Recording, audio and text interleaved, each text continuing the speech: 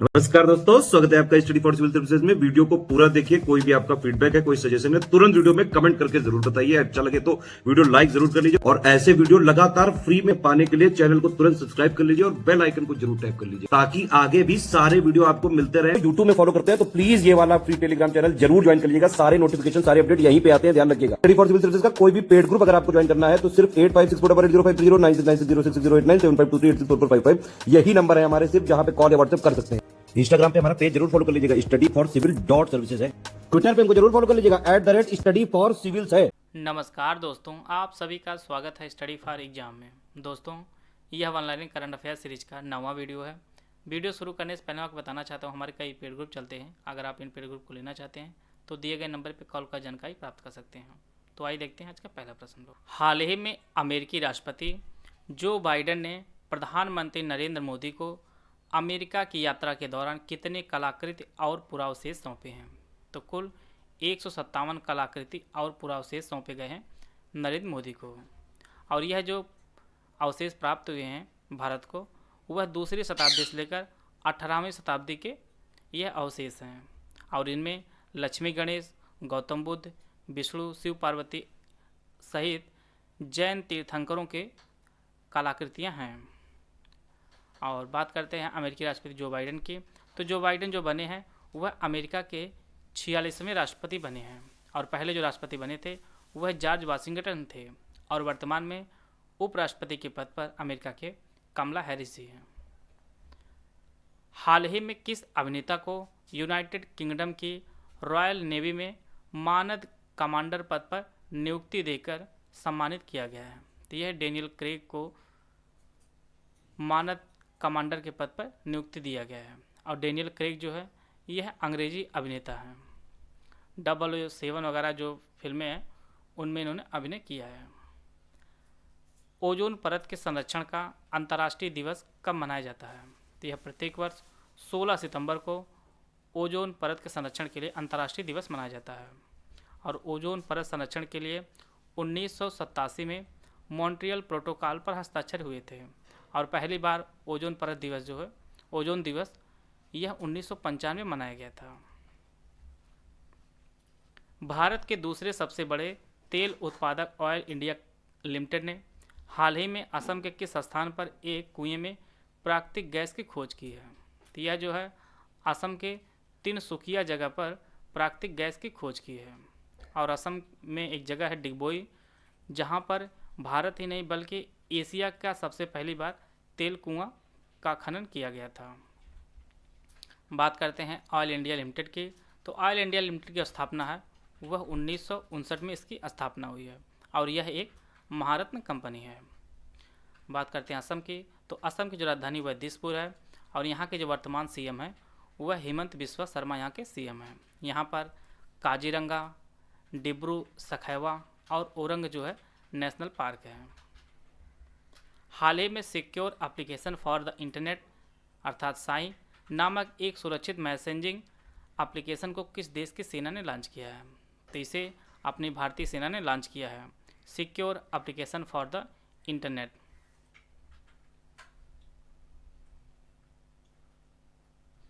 हाल ही में किस राज्य सरकार ने महिलाओं और बच्चों की सुरक्षा के लिए अभयम मोबाइल एप्लीकेशन लॉन्च किया है? तो इसे आंध्र प्रदेश सरकार ने लॉन्च किया है, महिलाओं और बच्चों की सुरक्षा के लिए अभयम एप्लीकेशन। और यह जो ऐप है यह टैक्सियों और ऑटो रिक्शा में यात्रा करने वाली महिलाओं एवं बच्चों की सुरक्षा के लिए इसे लॉन्च किया गया है।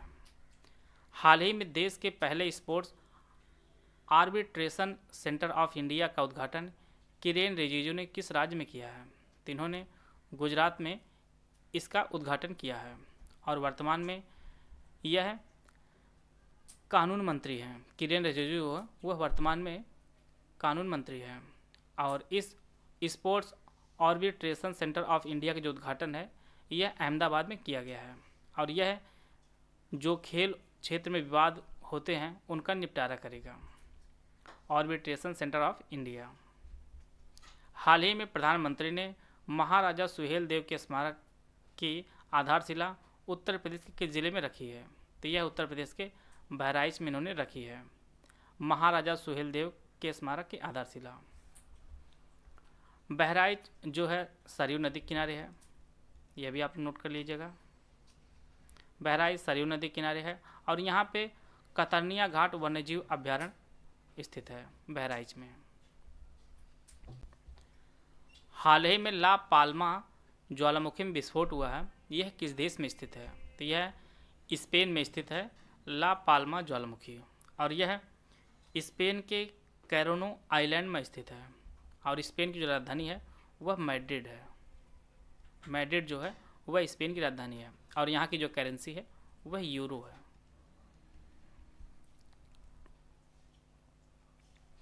हाल ही में किस बैंक ने अरुणाचल प्रदेश में यौक पालन के लिए ऋण योजना को मंजूरी दी है? तो यह नाबार्ड ने मंजूरी दी है अरुणाचल प्रदेश में याक पालन के लिए।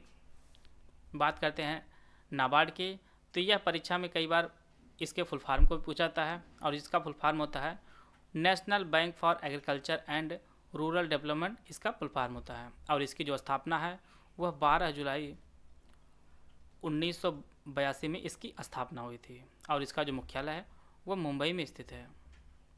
मुंबई में इसका मुख्यालय स्थित है। हाल ही में जारी digital quality of life index 2021 में भारत की रैंकिंग क्या है? तो भारत की जो रैंकिंग है वह 59वां स्थान भारत का है और यह जो इंडेक्स है यह साइबर सुरक्षा कंपनी सूरभ सार्क ने तैयार किया है और इसमें जो प्रथम स्थान है वह डेनमार्क का है। डेनमार्क का प्रथम स्थान है, द्वितीय स्थान पर दक्षिण कोरिया है और इसमें कुल 110 देशों की रैंकिंग जारी की गई है और इसमें जो अंतिम पायदान पर है वह इथियोपिया है। हाल ही में किस शहर की हरनाथ संधू ने मिस यूनिवर्स 2021 का खिताब जीता है?